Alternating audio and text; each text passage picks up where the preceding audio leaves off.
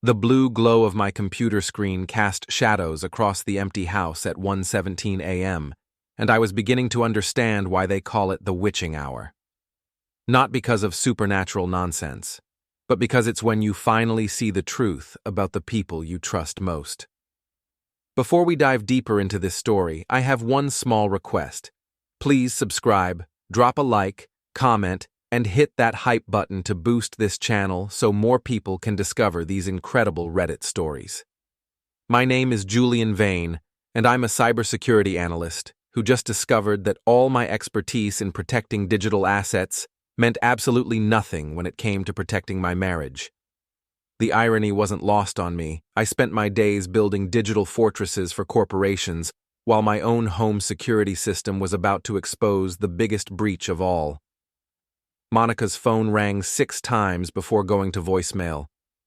6 times I listened to her cheerful recorded voice, promising to call back soon, knowing she was staring at my name on her screen and choosing to ignore it. The 7th time, she finally answered, and I could hear she was out of breath. "I'm really busy, Julian. Lots of work tonight," she said, her voice tight with what I'd mistakenly been interpreting as stress for the past 3 weeks. Now I recognized it for what it really was, guilt mixed with the breathless excitement of someone living a double life. In the background, clear as a bell through her phone's microphone, I heard a man laughing. Not just any laugh, a deep, satisfied chuckle that spoke of intimate moments and shared secrets. The kind of laugh that happens when someone thinks they're getting away with something. My fingers were already moving across my keyboard as I spoke, pulling up the family group chat that included Monica's parents, her 2 sisters, and her brother. The same family group chat where she'd been posting photos of her late nights at the office for weeks, building her alibi one lie at a time. "Your family already knows about your work," I said, my voice steady despite the adrenaline coursing through my veins. "The hidden camera footage is in the chat." The silence that followed was deafening. Then came the panic, raw, immediate, and absolutely devastating. "Julian, wait, I can explain." But I'd already hung up and was watching the group chat explode with notifications as her conservative Catholic family opened the 60-second video clip that showed exactly what kind of work Monica had been doing in our home office. The footage was crystal clear, thanks to the high-definition security system I'd installed 6 months ago to protect our home while we traveled. Monica had thought it was sweet that I wanted to keep our house safe. She had no idea I'd configured remote access from my work computer, or that the motion sensors would alert me every time someone entered the office after hours. 3 weeks ago, those alerts started coming at 11 p.m., 12 a.m., sometimes 1 a.m., always when Monica claimed to be working late at her corporate recruiting firm downtown, always when she'd text me not to wait up, that she'd be home after I was asleep. The first time I checked the camera feed, I told myself there had to be an explanation. Maybe she really was bringing work home, using our office because it was quieter than her cubicle. Maybe the man with her, tall, dark-haired, wearing an expensive suit, was just a colleague helping with a difficult placement. But colleagues don't typically use your desk as a surface for activities that have nothing to do with recruiting. The second time I watched, I recorded everything. Not because I'm a voyeur, but because I'm a security analyst, and when you discover a breach, you document it. You gather evidence. You prepare for the inevitable confrontation. The third time, I heard them talking about me. "He has no idea," Monica had said, adjusting her blouse while the man, I'd figured out his name was Silas from their conversation, straightened his tie. "Julian's so wrapped up in his computer stuff he barely notices when I'm gone." "Lucky for us," Silas had replied, running his hands through his hair. "Though I still can't believe you married such a boring guy. What do you even talk about?" "We don't, mostly. He talks at me about firewalls and encryption while I plan my escape route." That's when I knew this wasn't just an affair. This was a complete betrayal of everything I thought we'd built together over 5 years of marriage. Monica wasn't just cheating, she was actively despising me while she did it. So I'd waited, planned, prepared my response with the same methodical approach I used to design security protocols for Fortune 500 companies. Now, watching my phone buzz with frantic calls from Monica while the family group chat continued to ping with increasingly shocked responses from her relatives, I felt something I hadn't experienced in years: complete control over a situation that had been spiraling away from me. My laptop chimed with a new email notification. Monica's sister, Sarah, had sent a message to the entire family. "Monica, what is this? Mom is crying. Dad wants to know if this is some kind of joke." Another chime. Her brother, Mike. "Jesus Christ, Monica! In your own house? Have you lost your mind?" And then her mother, the devout Catholic who'd raised Monica to believe that marriage was sacred and divorce was a sin. "I don't understand what I'm seeing. Please tell me this isn't real." My phone rang again. Monica calling back in full panic mode. I let it go to voicemail, then played the message on speaker while I continued typing. "Julian, please, you have to delete that video. My family doesn't understand. It's not what it looks like. We need to talk. I'm coming home right now." But she wasn't coming home. Not to this house, anyway. I'd already changed all the smart lock codes remotely. I'd packed 2 suitcases with her clothes and left them on the front porch under the motion sensor lights. I'd transferred her name off the lease agreement we'd signed last year when we moved into this place. Most importantly, I'd forwarded a copy of the footage to the HR department at Pinnacle Solutions, where both Monica and Silas worked. The email was scheduled to send at 9 a.m. sharp, right when their director would be checking her morning messages. The company had strict policies about employee conduct, especially regarding relationships that could create conflicts of interest. Monica was a senior recruiter. Silas was a department manager. Their little arrangement violated about 6 different sections of the employee handbook. My phone buzzed with a text from Monica. "I'm outside. The door won't open. Let me in so we can talk about this like adults." I pulled up the security camera feed on my phone and watched her standing under the porch light, still in the same clothes she'd been wearing in the video I'd just shared with her entire family. Her hair was disheveled, her makeup smeared. She looked exactly like someone who'd been caught in the middle of destroying her marriage. I typed back, "Check the porch.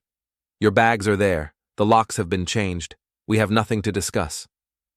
Through the camera, I watched her face crumple as she read my message. She looked around desperately, as if she could find some way to undo the last hour of her life. Then she saw the suitcases. She tried calling again. This time, I answered. "Julian, please, I know how this looks, but it looks like you've been using our home office to have an affair with your coworker while lying to me about working late," I said, "because that's exactly what's been happening. It's not that simple. You don't understand the pressure I've been under at work.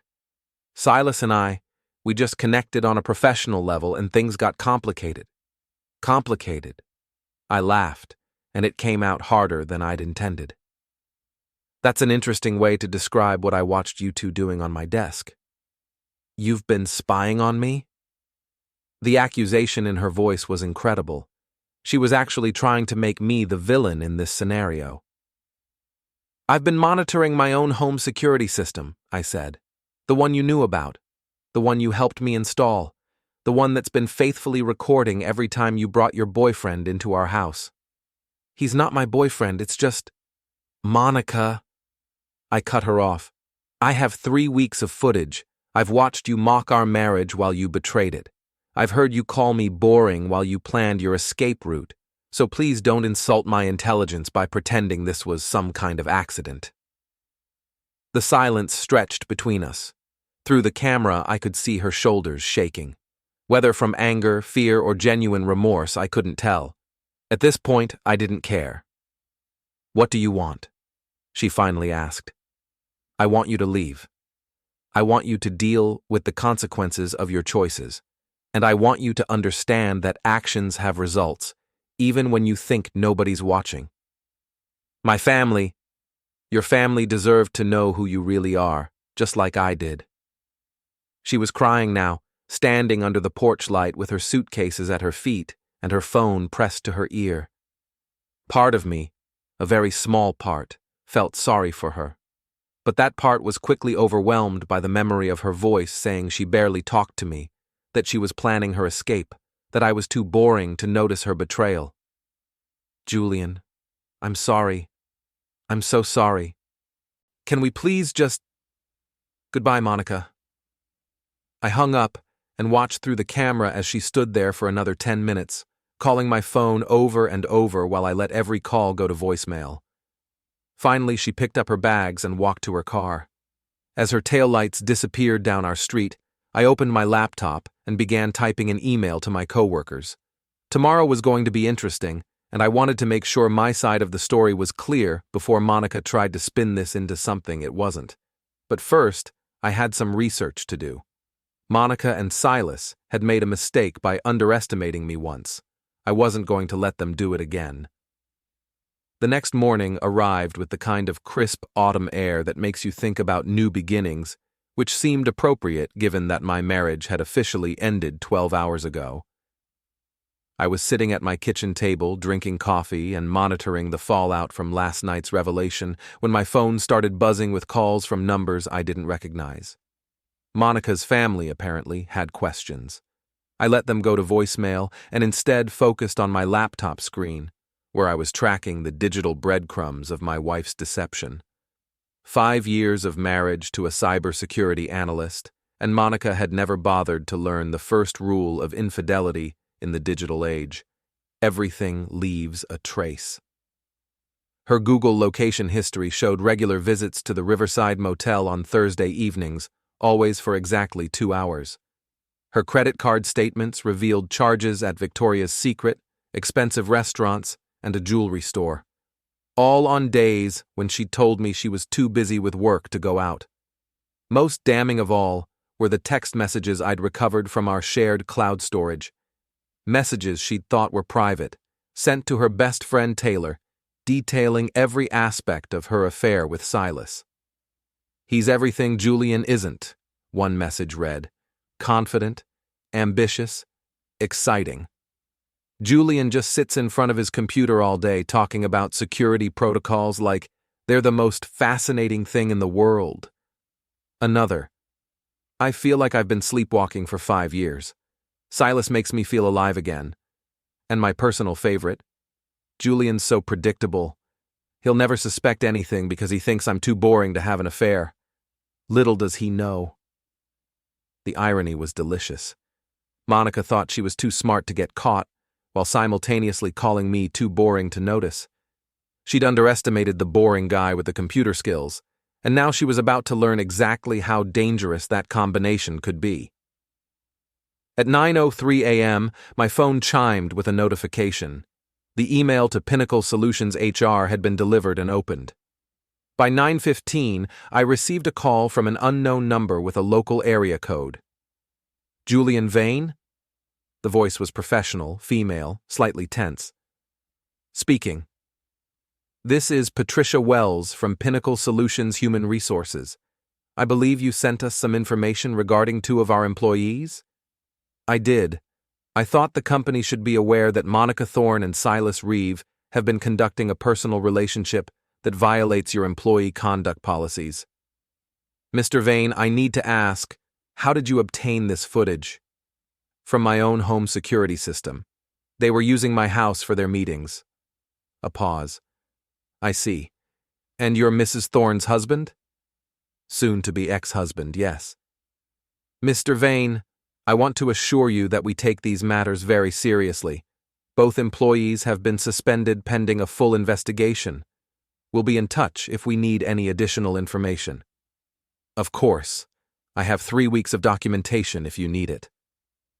After she hung up, I leaned back in my chair and allowed myself a moment of satisfaction. Monica and Silas were both suspended, which meant no income and a lot of explaining to do. In a company like Pinnacle Solutions, suspension pending investigation was usually just a formality before termination. My phone rang again. This time it was my coworker Danny Martinez calling from our office downtown. "Julian, dude, are you okay? There are some crazy rumors flying around about Monica." Danny was one of the few people at work who'd met my wife at company functions. She was also one of the sharpest analysts on our team and someone I trusted completely. What kind of rumors? Well, Taylor Chen, Monica's friend who works at that marketing firm, she's been posting some pretty cryptic stuff on social media about betrayal and karma, and someone said they saw Monica crying in the parking lot of Pinnacle Solutions this morning. I wasn't surprised that news was traveling fast. In a city the size of Portland, Maine, professional circles overlapped constantly. Everyone knew someone who knew someone else, and gossip moved at the speed of social media. The rumors are probably true, I said. Monica and I are getting divorced. Oh shit, Julian. I'm sorry. What happened? She was having an affair with a coworker. I found out and decided to share the news with some interested parties. Jesus, are you doing okay? Do you want to talk about it? I'm fine, actually. Better than I've been in months. But I might need some backup over the next few days. Things could get complicated. Whatever you need, man. You want me to come over? Not yet. But I'll let you know. After I hung up with Danny, I spent the next hour methodically documenting everything I'd discovered about Monica's affair. Screenshots of text messages, credit card statements, location data, timestamps from the security footage. I organized it all into a comprehensive file that told the complete story of her deception. Then I created a second file containing information about Silas Reeve. This was where my professional skills really came in handy. As a cybersecurity analyst, I had access to databases and search tools that most people didn't even know existed. Within an hour, I had a complete profile of Monica's lover. Silas was 34, divorced, lived in an expensive condo downtown that he couldn't really afford based on his salary. He had significant credit card debt, a gambling problem that he thought he was hiding, and a history of workplace relationships that had ended badly. Most interestingly, he was already on thin ice at Pinnacle Solutions for missing performance targets and what HR diplomatically called interpersonal issues with colleagues. In other words, Silas was exactly the kind of guy who would seduce a married woman and then throw her under the bus the moment things got complicated. My phone buzzed with a text from an unknown number. This is Taylor, Monica's friend. We need to talk. I stared at the message for a moment, considering my options. Taylor Chen was Monica's closest friend and biggest enabler. She'd been covering for Monica's affair from the beginning, providing alibis and emotional support while my wife systematically destroyed our marriage. On the other hand, Taylor was also a notorious gossip who loved being in the middle of drama. If she wanted to talk, it probably meant she had information I could use. I texted back, "Coffee shop on Exchange Street, 1 hour." Her response came immediately. "See you there." I spent the next 45 minutes preparing for what I suspected would be either an attempt to negotiate on Monica's behalf or an offer to provide more information about the affair.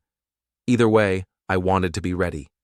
I printed out copies of the most damaging text messages Monica had sent, the ones where she'd mocked our marriage and called me boring and predictable. I also prepared a timeline showing exactly when the affair had started and how long Monica had been lying to me. But my secret weapon was a recording I'd made 3 days ago when I'd called Monica's office and been told by her assistant that she'd left early for a client dinner. The timestamp on my phone showed 3:47 p.m. The security footage from our house showed her arriving with Silas at 4:15 p.m. It was a small lie in the context of everything else, but it was the kind of specific, provable deception that would resonate with someone like Taylor, who prided herself on being smart and observant. The coffee shop was crowded with the usual mix of college students, remote workers, and local professionals grabbing their afternoon caffeine fix. I spotted Taylor immediately. She was sitting at a corner table, nervously checking her phone and glancing toward the door every few seconds. Taylor Chen was 29, petite, impeccably dressed, and had built her entire social identity around being the person who knew everyone's secrets. She worked in marketing for a tech startup and had the kind of carefully curated social media presence that suggested her life was far more exciting than it actually was. Julian. She stood up as I approached, her expression carefully neutral. Thanks for meeting me. Taylor. I sat down across from her, noting that she'd already ordered herself a large coffee and what looked like her second pastry. Stress eating, probably. I want you to know that I had no idea things had gone this far, she said without preamble. Monica told me she was having some problems in your marriage, but I didn't know about, what you found. It was a lie, of course. The text messages I'd recovered showed that Taylor had been Monica's primary confidant throughout the entire affair. She'd helped Monica pick out lingerie for her dates with Silas, provided cover stories for their meetings, and even offered her apartment as an alternative location when using my house felt too risky. But I let her continue. She's devastated, Julian. Her family won't speak to her. She's been suspended from work, and Silas is acting like he barely knows her. That's unfortunate, I said. Taylor blinked, apparently surprised by my lack of sympathy. She made a mistake. A big one, obviously, but she's paying for it now. Don't you think she's suffered enough? No, I said simply. I don't. Julian, come on. You guys have been together for 5 years. Doesn't that count for something? I pulled out my phone and opened the text message thread I'd recovered from the cloud storage. Would you like to see what Monica really thinks about those 5 years? Taylor's face went pale as I showed her the messages. Her own responses were visible in the thread, encouraging Monica's affair and helping her plan deceptions. She was just venting, Taylor said weakly. People say things they don't mean when they're confused. 3 weeks of detailed planning isn't confusion, Taylor. It's deliberate betrayal. I leaned forward, lowering my voice. But I'm curious about something. Monica's been telling people that this just happened, that it was an emotional mistake that got out of hand. But you and I both know that's not true, don't we? Taylor shifted uncomfortably in her seat. The question is, I continued, are you going to keep lying for someone who's about to throw you under the bus, or are you going to start telling the truth? What do you mean? I showed her another message, this one from just 2 days ago. Taylor's been asking too many questions about Silas. I think she's getting jealous that I have something exciting going on. Might need to distance myself from her for a while. The color drained completely from Taylor's face as she read Monica's casual dismissal of their friendship. She said that about me? She said a lot of things about a lot of people. The question is, what are you going to do about it? Taylor stared at the phone screen for a long moment, then looked up at me with something new in her eyes. Not guilt or sympathy for Monica, but anger. What do you want to know? Over the next hour, Taylor Chen transformed from Monica's loyal defender into my most valuable source of information. It was fascinating to watch her rationalize the betrayal, not Monica's betrayal of me, but Monica's betrayal of their friendship. She's been lying to me, too, Taylor said, stirring her third coffee of the afternoon. Telling me this was all new, that she was confused about her feelings, but it's been going on for months, hasn't it?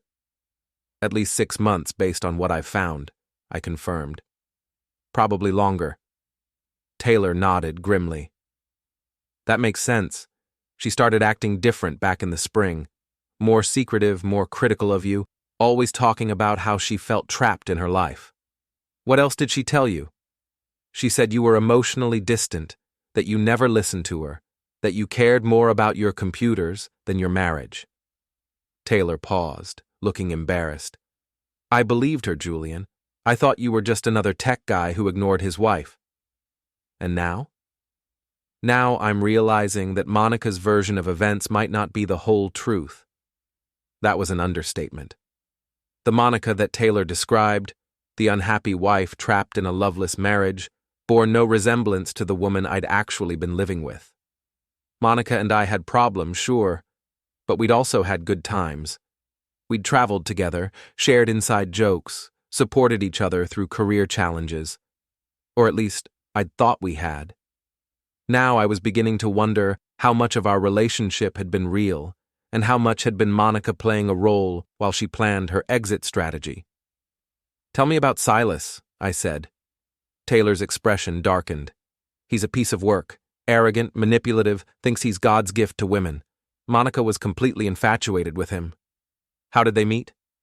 "He transferred to her department about 8 months ago. Monica said he was different from the other guys at work. More sophisticated, more ambitious. She started staying late to help him with projects, and then they started going out for drinks to discuss strategy." "And you encouraged this?" Taylor had the grace to look ashamed. I thought she deserved to feel appreciated. "You have to understand, Julian. Monica made it sound like you two were basically roommates. She said you hadn't been intimate in months, that you barely talked anymore." Another lie. Monica and I had been intimate as recently as 2 weeks ago, and we talked every day. Maybe not about the deep emotional topics that Taylor apparently thought were crucial, but we communicated about our lives, our work, our plans. "What about now?" I asked. "How's Silas handling the suspension?" "He's panicking. Monica called me this morning, crying, saying that Silas told her they needed to take a break until things cooled down. Basically, he's abandoning her now that there are consequences."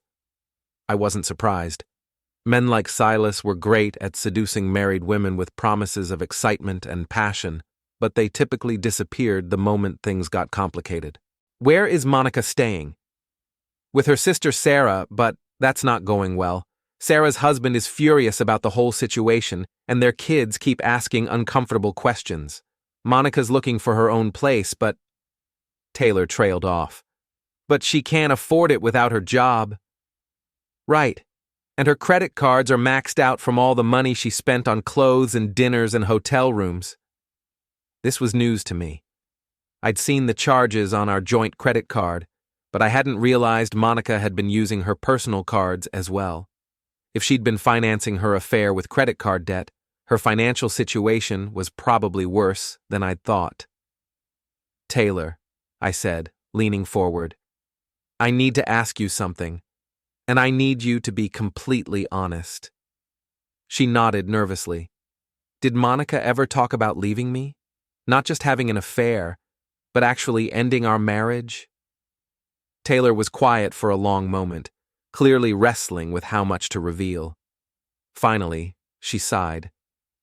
"She said she was waiting for the right time. She wanted to make sure she had somewhere to go, someone to go to. She thought if she could get Silas to commit to a real relationship, she could leave you without having to be alone." "So this wasn't just an affair. This was an exit strategy." "I think so, yes." The confirmation hit harder than I'd expected. It was one thing to discover that Monica was cheating. It was another to realize that she'd been systematically planning to abandon our marriage while pretending everything was normal. "There's something else," Taylor said reluctantly. "Something you should know about what's been happening since last night." "What?" "Monica's been calling everyone we know, trying to control the narrative. She's telling people that you've been emotionally abusive, that you isolated her from her friends and family, that the affair was her way of escaping an unhealthy relationship." I felt a cold surge of anger.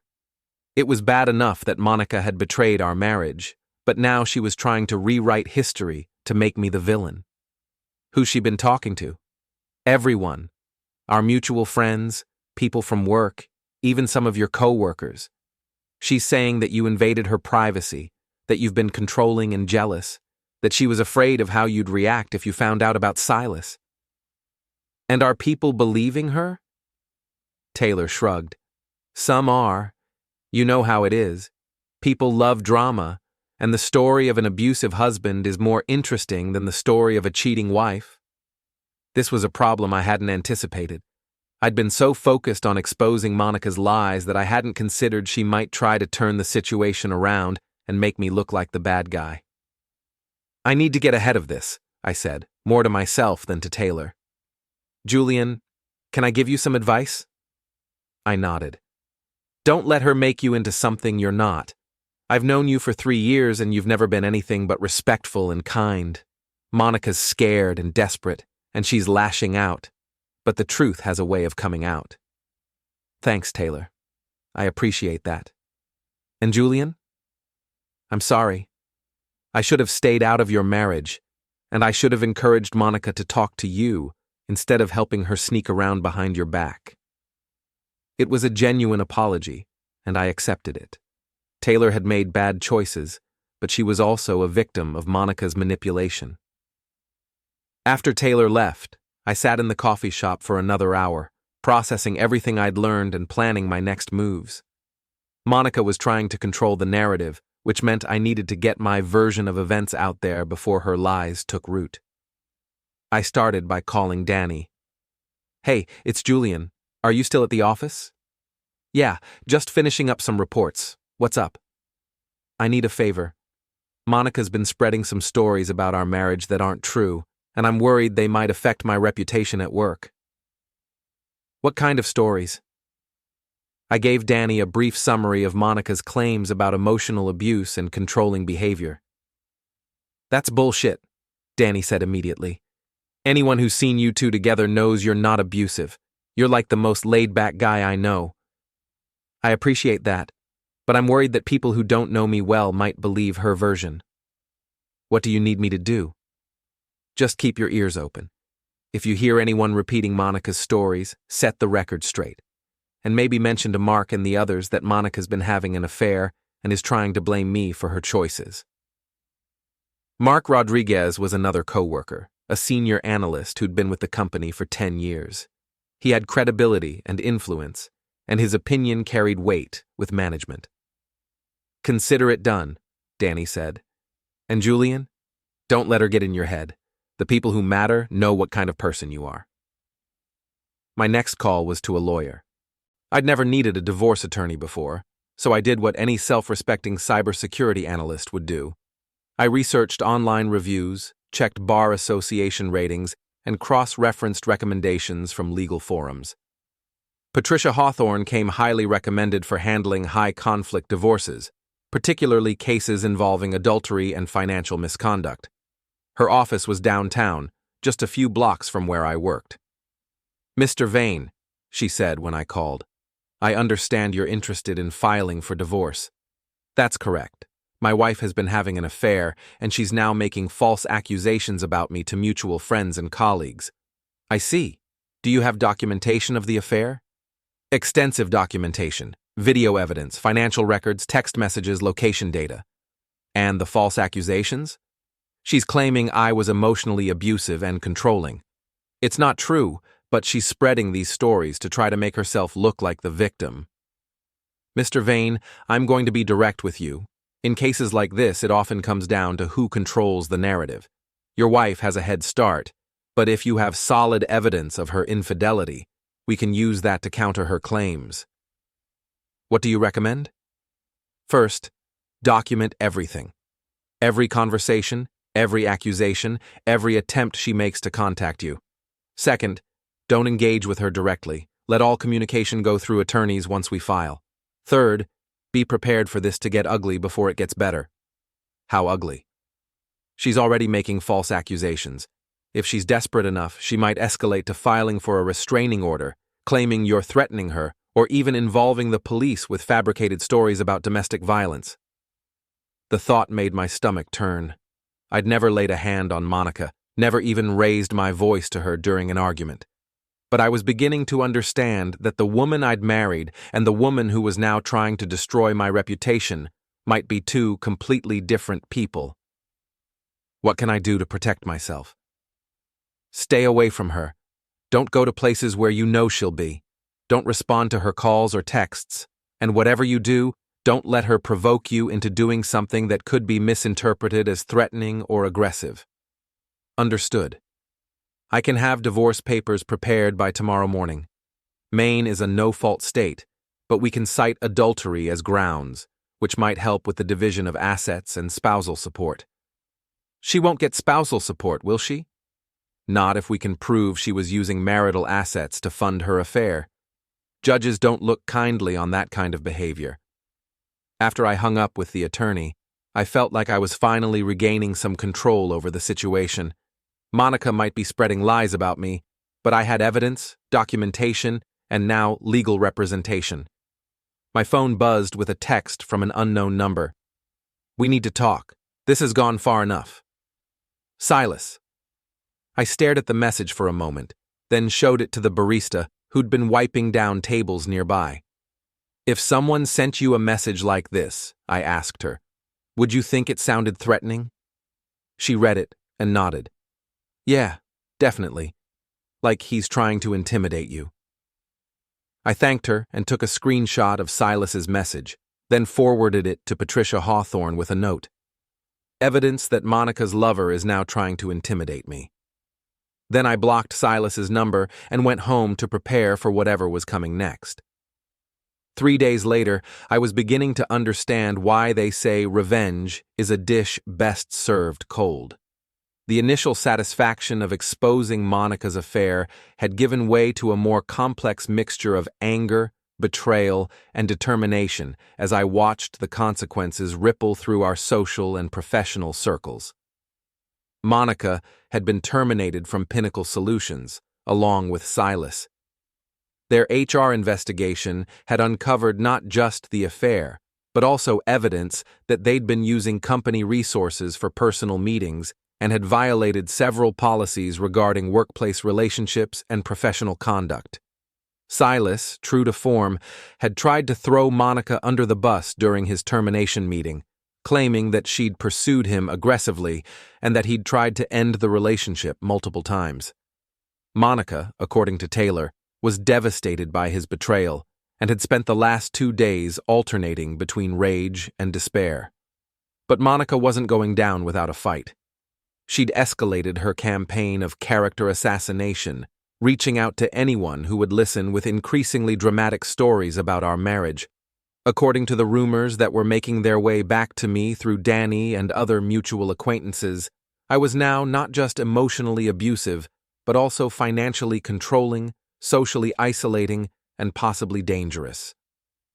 The breaking point came on Friday evening, when I was having dinner at Murphy's Pub with Danny and Mark. It was our usual end-of-week tradition, a chance to decompress and complain about work over beer and burgers. We were halfway through our meal when Monica walked in with Taylor and 2 other women I recognized from her social circle. She spotted me immediately. The restaurant wasn't that big, and I could see her face harden with determination. "This is not going to be good," Danny muttered, following my gaze. Monica said something to her companions, then walked directly to our table.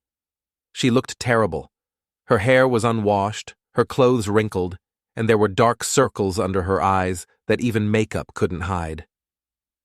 "Julian," she said loudly enough for half the restaurant to hear, "we need to talk." "No, we don't," I replied calmly. "My attorney advised me not to have any direct contact with you." "Your attorney?" Monica's voice rose another octave. "You got a lawyer?"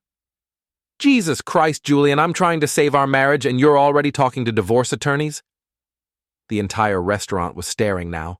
I could see phones coming out, people preparing to record whatever drama was about to unfold. "Monica, please sit down and lower your voice," I said. "This isn't the place for this conversation." "Don't tell me what to do," she snapped. "You've been controlling me for 5 years and I'm done with it." Danny started to stand up, but I put a hand on her arm. I needed to handle this carefully. Anything I said or did could be twisted and used against me later. "I'm not trying to control you," I said. "I'm trying to have dinner with my friends." "Your friends?" Monica laughed bitterly. "You mean the people you've been filling with lies about me? Telling them I'm a cheater and a liar?" "I've told them the truth," I said. "The same truth I shared with your family and your employer." "You destroyed my life," Monica was shouting now, tears streaming down her face. "You took everything from me, my job, my family, my reputation, because you couldn't handle the fact that I found someone who actually cares about me." The irony was stunning. Monica was standing in a crowded restaurant, screaming at me about how I'd destroyed her reputation, while simultaneously destroying what was left of it herself. "Monica," I said quietly, "Silas threw you under the bus the moment things got complicated. He's not standing here defending you. He's not fighting for your relationship. Where is he right now?" Her face crumpled, and for a moment I thought she might break down completely. But then the anger returned, stronger than before. "This is all your fault," she hissed. "If you'd been a better husband, if you'd paid attention to me, if you'd made me feel wanted, none of this would have happened." "You're right," I said, standing up slowly. "If I'd been a different person, you might not have chosen to have an affair. But that doesn't make your choices my responsibility." "You smug bastard," Monica snarled. "You think you're so smart with your computers and your evidence and your perfect little revenge plan, but you have no idea what you've done." "I know exactly what I've done," I said. "I've held you accountable for your actions." Monica stepped closer, her face flushed with rage. "You want to know the truth, Julian? I never loved you. Not really.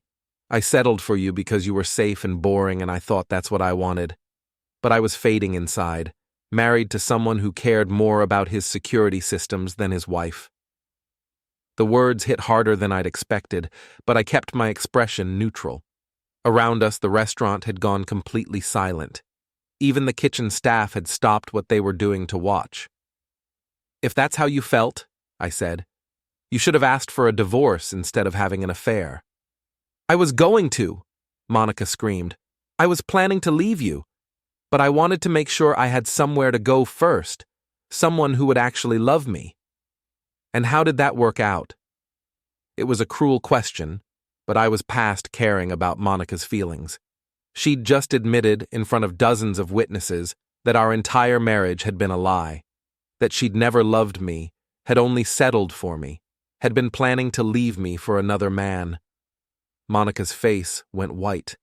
For a moment, I thought she might hit me. Instead, she grabbed my beer and threw it in my face. The cold liquid hit me like a shock, soaking my shirt and dripping onto the floor. The restaurant erupted in gasps and murmurs. Someone's phone was definitely recording this. I stood there for a moment, beer dripping from my hair, looking at the woman I'd been married to for 5 years. The woman who'd just publicly humiliated both of us in a desperate attempt to make me look like the villain in her story. "Feel better?" I asked quietly. Monica stared at me, breathing hard, apparently realizing that throwing beer at her husband in a crowded restaurant wasn't going to help her reputation. "Julian, don't," I said, wiping beer from my face with a napkin. "Just don't." I pulled out my wallet and left money on the table for our meal, then looked at Danny and Mark. "I'm going home. Thanks for dinner." As I walked toward the exit, I could hear Monica behind me, trying to explain to the restaurant full of strangers why she'd just assaulted her husband with a beer bottle. Her friends were trying to calm her down, but the damage was done. Everyone in Murphy's pub now knew exactly who Monica really was. Outside, I sat in my car for a few minutes, processing what had just happened. My shirt was soaked, I smelled like beer, and my marriage was officially over in the most public way possible. But strangely, I felt better than I had in days. Monica had just destroyed her own credibility more effectively than I ever could have. Her claims about being the victim of an abusive marriage were going to be hard to maintain now that half the city had watched her throw a drink at me while I remained calm and reasonable. My phone buzzed with a text from Danny. "Holy shit, dude. Are you okay?" I texted back. "I'm fine." That actually went better than I expected. "Better? She assaulted you with a Budweiser. And everyone saw her do it while I stayed calm and polite. Who looked like the abuser in that situation?" There was a long pause before Danny replied. "Good point. You handled that perfectly." My phone rang. Patricia Hawthorne, my attorney. "Mr. Vane, I just received a very interesting call from a friend who was having dinner at Murphy's pub. She said you might need to talk." Monica confronted me at the restaurant. She threw a drink at me while screaming about how our marriage was a lie and she never loved me. Multiple people recorded it. Did you respond aggressively? I stayed seated until she threw the beer. Then I calmly left money for dinner and walked out.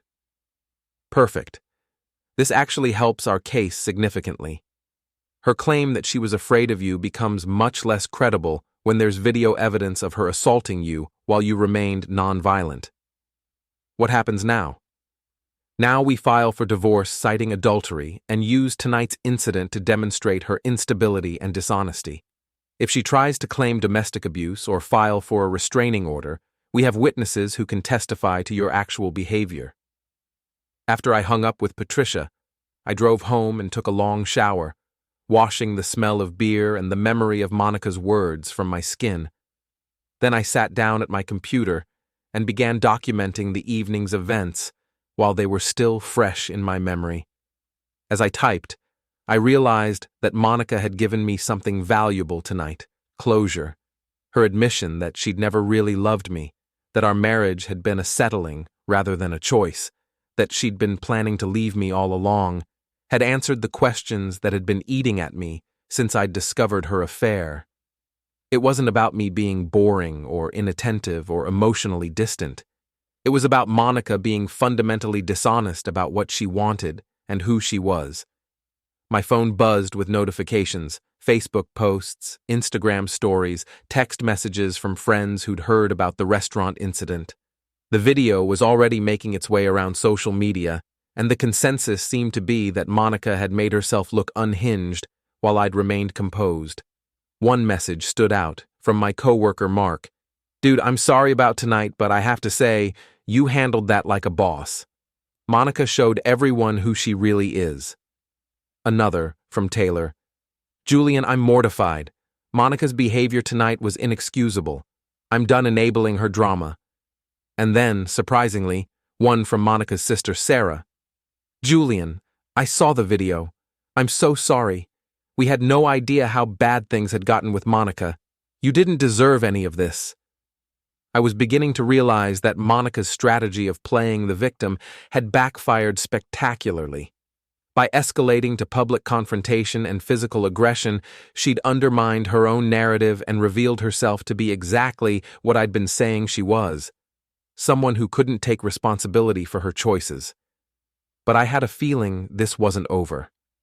Monica was desperate, humiliated, and running out of options. Desperate people did unpredictable things, and I needed to be ready for whatever came next.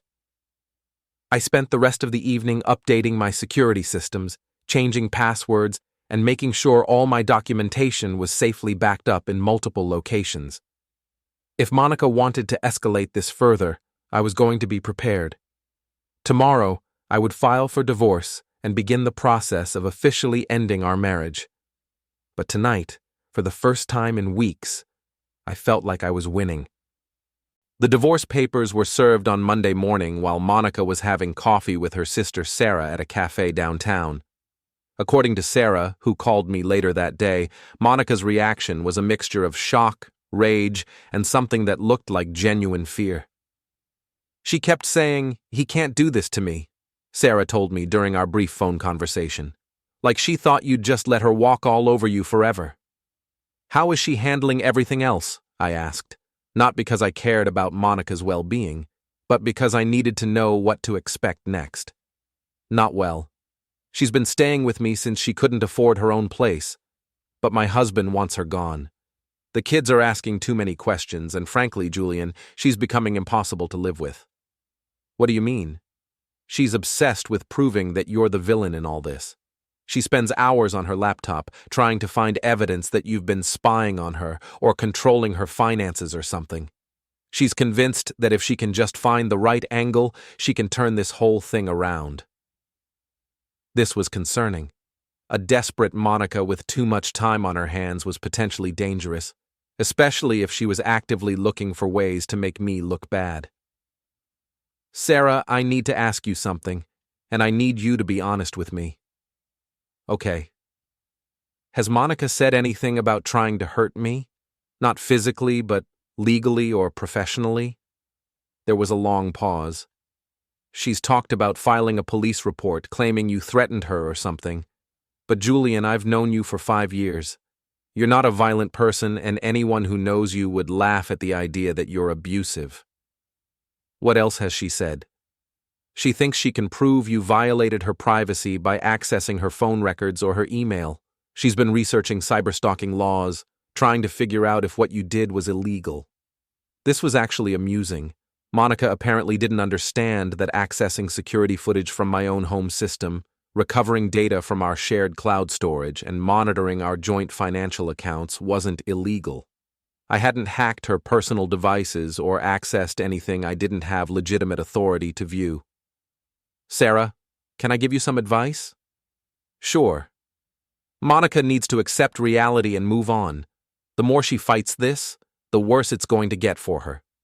I have documentation of everything she did, and her behavior at the restaurant on Friday night didn't help her case. I know. I saw the video. Julian, I'm embarrassed that my sister acted that way. It's not your fault, but you should know that if Monica tries to file false charges against me, I'll defend myself aggressively. I won't let her destroy my reputation with lies. After I hung up with Sarah, I called Patricia Hawthorne to update her on Monica's apparent plans. She's looking for ways to claim I violated her privacy or committed cyberstalking, I told her. Let her try, Patricia said confidently. Everything you did was legal. You accessed your own home security system, your own financial accounts, and shared digital storage that you both had authorized access to. If she wants to make this argument in court, we'll be happy to explain to a judge exactly what she was doing in your house while you were at work. What about the possibility of false charges? If she files a false police report, she'll be committing a crime herself, and we have plenty of evidence to show that her claims are fabricated, including video of her assaulting you while you remained nonviolent. So, what's our next move? We wait for her to respond to the divorce filing. She has 30 days to file a counter-petition. Based on what you've told me about her behavior, I suspect she's going to try to fight this rather than accept a reasonable settlement. What would a reasonable settlement look like? Given the adultery, the fact that she used marital assets to fund her affair, and her current unemployment status, you'd keep the house, most of the savings, and your retirement accounts. She'd get her personal belongings and maybe a small portion of the liquid assets to help her get back on her feet. And if she fights it? Then we go to court, present all your evidence, and let a judge decide. Trust me, Julian. Judges don't like cheaters who try to play victim. That afternoon, I was working late at the office when Danny knocked on my cubicle wall. Hey, you've got a visitor, she said, her expression concerned. I looked up to see Taylor Chen standing near the reception area, looking nervous and agitated. She says it's important, Danny continued, but if you don't want to talk to her, I can tell her you're busy. No, it's fine. I'll talk to her. I met Taylor in the lobby, noting that she looked like she hadn't slept in days. Her usually perfect appearance was disheveled, and she kept glancing around as if she expected someone to jump out at her. Julian, thank God, she said when she saw me. We need to talk, privately. What's going on? It's Monica. She's completely lost it. She's planning something, and I think you need to know about it. We walked to a coffee shop across the street from my office building. Taylor was clearly agitated, checking her phone constantly and looking over her shoulder. Start from the beginning, I said once we were seated. Monica called me this morning, asking if I knew any private investigators. She said she needed someone to help her find evidence that you've been stalking her or monitoring her illegally. That's ridiculous.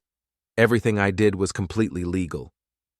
I know that, and you know that, but Monica's convinced that if she can just find the right angle, she can make you look like the bad guy.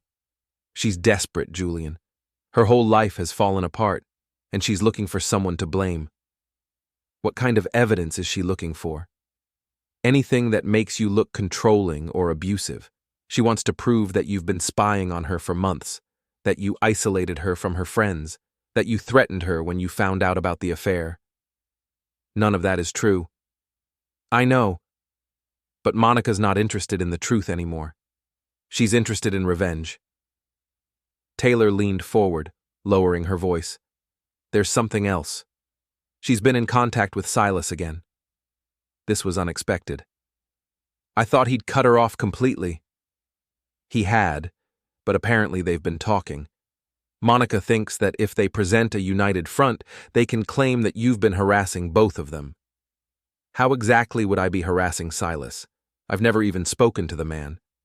She's going to claim that getting them fired was harassment, that sharing the video with their employer was an attempt to destroy their careers out of jealousy and spite. I laughed. Their employer fired them for violating company policies. That's not harassment. That's consequences. You and I know that, but Monica's hoping she can find a sympathetic judge who will see it differently. Taylor, why are you telling me this? I thought you were Monica's friend. Taylor looked genuinely distressed. I was her friend. I tried to help her through what I thought was a difficult time in her marriage. But Julian, she's been lying to me from the beginning.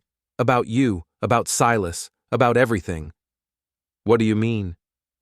She told me you two hadn't been intimate in months, but I found out from Sarah that you were still sleeping together right up until the night you caught her. She told me you never listened to her or spent time with her, but Sarah showed me photos from your anniversary dinner just 6 weeks ago, where you both looked happy. Taylor paused, running her hands through her hair. She told me Silas was in love with her and wanted to build a real relationship, but he dropped her the second there were consequences.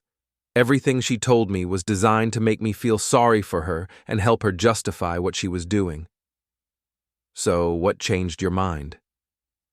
The restaurant incident. Watching her throw that drink at you while you stayed calm and reasonable. That's when I realized that maybe you weren't the problem in your marriage.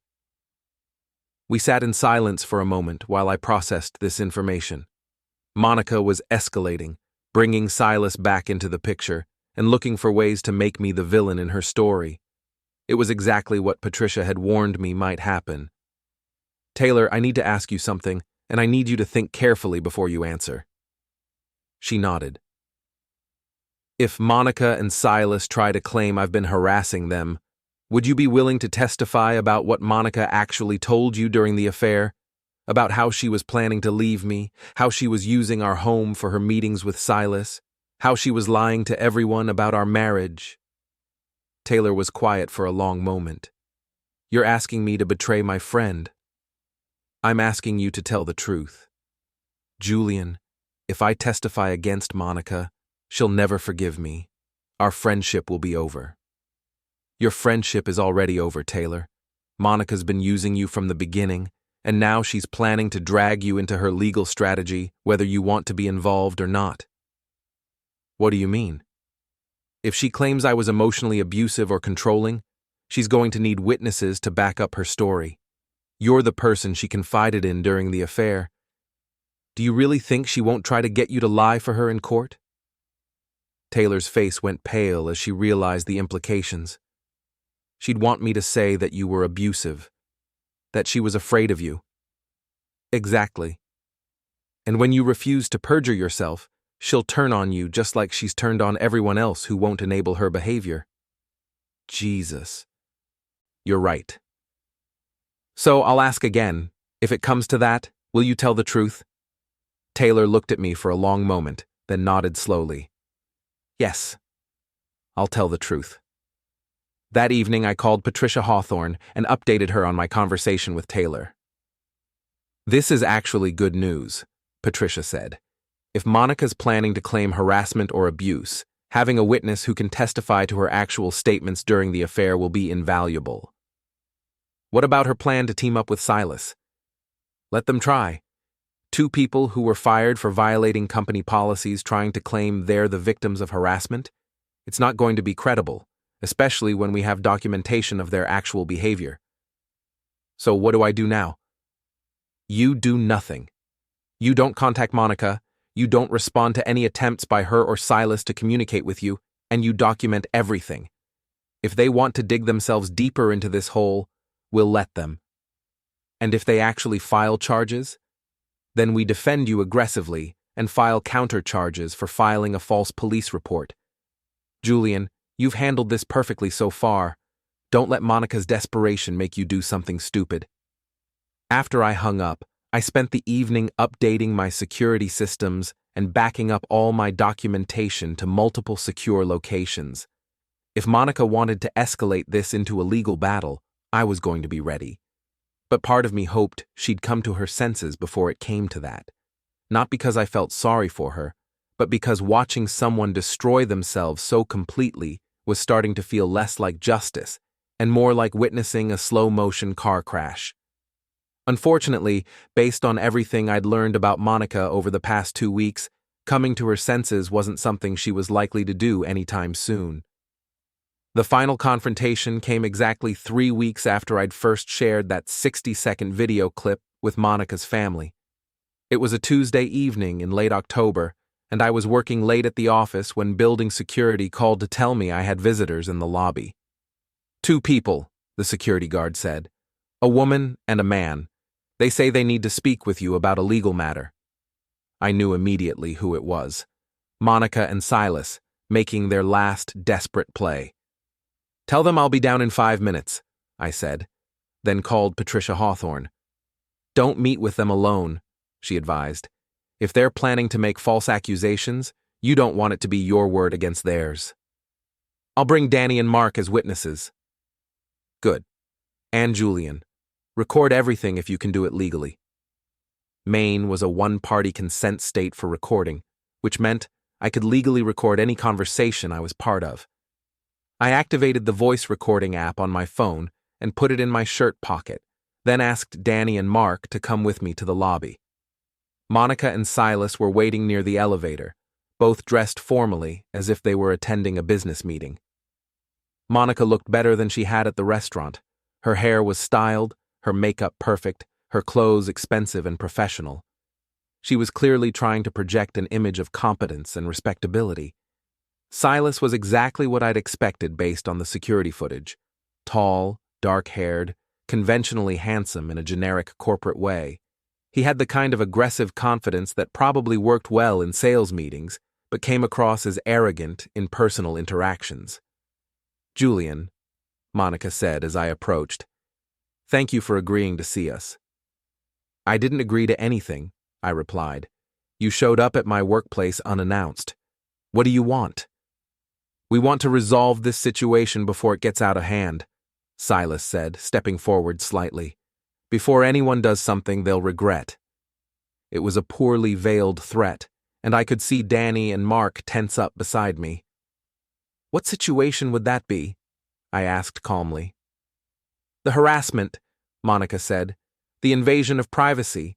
The deliberate destruction of our careers and reputations. You mean the consequences of your affair? We mean your systematic campaign to destroy our lives, Silas said, his voice rising slightly. Getting us fired, sharing private footage without consent, turning our families and friends against us. I shared footage of you using my home office for activities that violated your employer's conduct policies, I said. That's not harassment, that's documentation. You had no right to record us without our knowledge, Monica said. I had every right to monitor my own home security system. This has gone far enough, Julian, Silas said, taking another step forward. You've had your revenge. Now it's time to back off. Or what? The question hung in the air for a moment. I could see Silas trying to decide how far to push his implied threat. Or we'll be forced to take legal action, Monica said. For cyberstalking, invasion of privacy, and intentional infliction of emotional distress. You're welcome to try, I said. But you should know that everything I did was completely legal, and I have witnesses to your actual behavior. What witnesses? Silas demanded. I gestured to Taylor, who had been standing near the building's entrance and now walked over to join us. Monica's face went white when she saw her former best friend. Taylor's been very helpful, I said. She's provided detailed information about your affair, including Monica's admission that she was planning to leave our marriage and her use of our home for your meetings. Taylor, you snake, Monica snarled. How could you betray me like this? I didn't betray you, Monica, Taylor replied calmly. I just stopped enabling your lies." "This is ridiculous," Silas said. "Julian, you're a pathetic man who couldn't keep his wife satisfied, so now you're trying to destroy us out of spite." It was exactly the wrong thing to say. I saw Mark start to move forward, but I held up a hand to stop him. "Silas," I said quietly, "you're standing in the lobby of my office building, threatening me in front of witnesses after having an affair with my wife in my own home. If anyone here is pathetic, it's not me." "You think you're so smart," Monica said, tears starting to form in her eyes. "You think you've won, but you have no idea what you've done to me." "I know exactly what I've done," I replied. "I've held you accountable for your choices." "My choices?" Monica's voice was rising again. "What about your choices, Julian? What about 5 years of emotional neglect? What about making me feel like I was invisible in my own marriage? What about asking for a divorce instead of having an affair? I was going to, but I needed to know I had somewhere to go, someone who would actually love me." She gestured toward Silas, who looked distinctly uncomfortable with the direction the conversation was taking. "And how did that work out?" I asked. Monica's face crumpled. "He left me," she whispered. "The moment things got complicated, he abandoned me." "Actually," Silas said, clearly trying to distance himself from Monica's emotional breakdown, "I think we should focus on the legal issues here. Julian, you've caused significant damage to both of our careers and reputations. We're prepared to file charges unless you're willing to make this right." "Make what right?" "Financial compensation for our lost income, a public apology acknowledging that your actions were inappropriate, and a guarantee that you'll stop harassing us." I almost laughed. They were trying to extort me. "Let me make sure I understand," I said. "You want me to pay you money and apologize for exposing your affair?" "We want you to take responsibility for the damage you've caused," Monica said. "The damage I've caused?" "Monica, you had an affair. You used our home as your personal hotel. You lied to me, to your family, to your employer. You spent our money on your boyfriend. And now you want me to apologize for telling people the truth?" "It wasn't supposed to happen like this," Monica said, crying openly now. "It was supposed to be different." "How was it supposed to happen? You were going to leave me for Silas, and everyone was just going to pretend that was okay?" I thought if I could just transition from our marriage to a relationship with Silas, I could avoid all this drama." "You mean you thought you could cheat your way out of our marriage without consequences?" Monica didn't answer, but her silence was confirmation enough. "Julian," Silas said, trying to regain control of the situation, "we're offering you a chance to resolve this quietly. If you refuse, we'll have no choice but to involve the authorities." "Go ahead," I said. "Call the police. File your charges. I have 3 weeks of documentation showing exactly what you two were doing, and I have witnesses who can testify to the truth about your relationship and Monica's actual behavior during our marriage." I pulled out my phone and showed them the recording app that had been running throughout our conversation, including this conversation, where you just tried to extort money from me in exchange for not filing false charges. Both Monica and Silas went pale. "That's illegal," Silas said weakly. "No, it's not. Maine is a one-party consent state. I can legally record any conversation I'm part of." "You bastard," Monica whispered. "You've been planning this whole thing, haven't you? Every step, every move, you've been 3 steps ahead." "I've been protecting myself from people who were trying to destroy my life while pretending to be victims." Monica stared at me for a long moment, then seemed to deflate completely. "I loved him," she said quietly. "I really thought Silas loved me too." "He never loved you, Monica. He used you just like you used me." Silas started to protest, but I cut him off. "You dropped her the moment there were consequences. You're here tonight trying to extort money from me instead of supporting the woman you supposedly cared about. What exactly do you call that?" Silas didn't have an answer. "This conversation is over," I said. "If you want to file charges, go ahead. If you want to sue me, I'll see you in court. But if you ever show up at my workplace again, I'll file harassment charges against both of you." I turned to walk back to the elevator, then paused. "Monica, for what it's worth, I'm sorry our marriage ended this way. But I'm not sorry I found out who you really are." As the elevator doors closed, I could see Monica sobbing in Silas's arms while he looked around desperately, probably trying to figure out how to escape the situation he'd helped create. 3 days later, Patricia Hawthorne called with news. "Monica's attorney contacted me," she said. "They want to settle." "What are they offering?" "Complete capitulation. She'll accept the division of assets we proposed, she won't contest the divorce, and she'll sign a non-disclosure agreement preventing her from making any public statements about your marriage." "What about the harassment charges they threatened?" "They're dropping all of that. Apparently the recording you made of their extortion attempt convinced them that pursuing false charges would be a very bad idea." "And Silas? He's not part of the divorce proceedings, but I suspect he'll be staying far away from you and Monica from now on. Word is, he's already moved to another city." 6 weeks later, I was officially divorced. Monica moved to Boston to stay with a cousin and start over. Taylor and I remained friends, bonded by our shared experience of Monica's deception. Danny and Mark became closer friends than ever, having seen me through the worst period of my life. The house felt different without Monica's presence, but it was a good different. Peaceful. Honest. I'd installed new security cameras, not to catch cheating spouses, but simply to protect my home and my peace of mind. I never saw Monica again, though I heard through mutual friends that she'd eventually found a job at a small recruiting firm in Massachusetts. Silas, according to LinkedIn, was working for a startup in California. As for me, I learned something valuable about the difference between being alone and being lonely.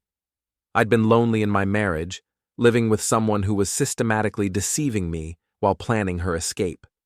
Now I was alone, but I wasn't lonely. I was free. The security breach had been identified, contained, and eliminated. My future was no longer canceled. It was just beginning.